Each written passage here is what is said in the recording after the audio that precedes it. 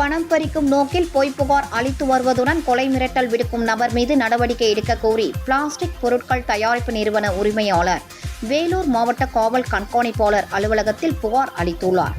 வேலூர் அப்துல்லாபுரம் பகுதியில் வசிக்கும் சந்திரபோஸுக்கு பெரும்பள்ளம் கிராமத்தை சேர்ந்த ஆனந்தன் என்பவர் தொழில் தொடங்குவது தொடர்பாக அறிமுகமாகியுள்ளார். பின்னர் இருவருக்கும் இடையே கருத்து வேறுபாடு ஏற்பட்டுள்ளது.